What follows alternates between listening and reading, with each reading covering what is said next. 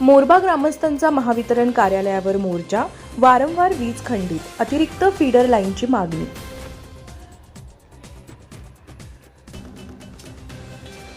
रायगड जिल्ह्यातील गोरेगाव जवळ असलेल्या मोरबा गावात गेल्या काही दिवसांपासून सुरू असलेल्या मुसळधार पावसामुळे वीज पुरवठ्याची समस्या गंभीर बनली आहे। वारंवार खंडित होणाऱ्या वीज पुरवठ्यामुळे संतप्त झालेल्या ग्रामस्थांनी आज महावितरण कार्यालयावर मोर्चा काढत अधिकाऱ्यांना जाब विचारलाय। उघड्या अवस्थेतील डीपी, अपुरा कर्मचारी वर्ग आणि अतिरिक्त फीडर लाईनच्या अभावामुळे नागरिकांना मोठ्या अडचणींना सामोरे जावे लागत असल्याचा आरोप ग्रामस्थांनी केलाय। यावेळी महावितरण प्रशासनाविरोधात जोरदार घोषणाबाजी करण्यात आली। अधिकाऱ्यांनी लवकरात लवकर आवश्यक उपाययोजना करण्याचे आश्वासन दिल्यानंतर आंदोलन तात्पुरते मागे घेण्यात आले। मात्र आश्वासनांची प्रत्यक्ष अंमलबजावणी कधी होणार याकडे आता मोरबा ग्रामस्थांचे लक्ष लागले। मोरबा गाव आणि परिसरात मुसळधार पावसामुळे गेल्या 3 दिवसांपासून वीज पुरवठा वारंवार खंडित होतोय। अनेक ठिकाणी डीपी उघड्या अवस्थेत असून त्यामुळे सुरक्षेचाही प्रश्न निर्माण झालाय। तसेच उपलब्ध कर्मचारी संख्या अपुरी असल्याने तक्रारींचे निराकरण वेळेत होत नसल्याचा आरोप ग्रामस्थांनी केलाय। या पार्श्वभूमीवर ग्रामस्थांनी एकत्र येत महावितरण कार्यालयावर मोर्चा काढला। यावेळी अतिरिक्त फीडर लाईन उपलब्ध करून देणे, कर्मचाऱ्यांची संख्या वाढवणे आणि वीज पुरवठा सुरळीत ठेवण्यासाठी कायमस्वरूपी उपाययोजना करण्याची मागणी करण्यात आली आहे। ग्रामस्थांच्या आक्रमक भूमिकेनंतर महावितरणाच्या अधिकाऱ्यांनी शिष्टमंडळाशी चर्चा करत समस्या सोडवण्यासाठी आवश्यक कार्यवाही करण्याचे आश्वासन दिले। त्यानंतर आंदोलन मागे घेण्यात आले। मात्र पावसाळ्यात वारंवार उद्भवणाऱ्या या समस्येवर कायमस्वरूपी तोडगा काढण्याची मागणी ग्रामस्थांनी पुन्हा एकदा लावून धरली आहे। धम्मशील सावंतसह न्यूज ब्युरो, रायगड, महाराष्ट्र।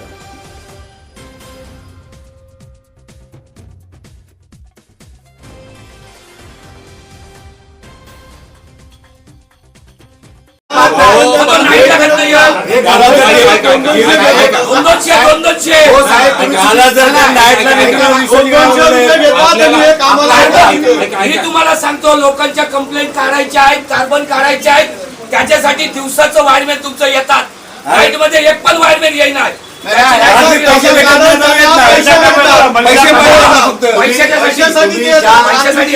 तुम्ही ज्या वायरमॅनची तुम्ही नाईट लावता, त्याला डे कसा लावताय तुम्ही मला सांगा।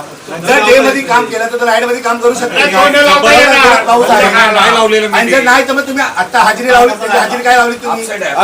एक मिनिट, त्यांचं हे मटेरियल किती अवेलेबल आहे दाखवा त्यांना। ते मटेरियल अवेलेबल असेल फ्यूज वायर आहे ना तिथे, तुम्ही अगोदर सांगितलं, मागणी केली आणि आता फ्यूज वायर आहे तिथे दाखवतो, तुम्ही जा रे संदेश घेऊन येतो। कर्मचारी नाही जागेवर राहत, तुम्ही त्यावर विचार वरिष्ठ तुम्ही मटेरियल नाही, तुमची ग्लोव्ज नाही, हातात घालायला ग्लोव्ज नाही तुमची, आणि आम्हाला खरोली लाईन पाहिजे हे पण वरिष्ठाला घालवा। मानगाव नाही, खरोली फीडर, बोललो खरोली फीडर झाला पाहिजे आमचा।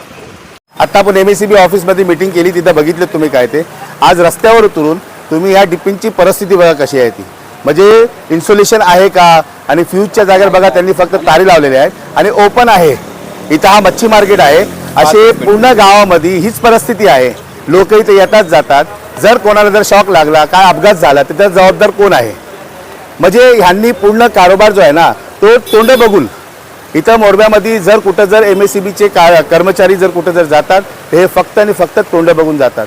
आज इथं एवढी संध्याकाळी रश असतो, जर कोणाचा जर चुकीने जर हात लागला इथं तर त्याचा काय होणार?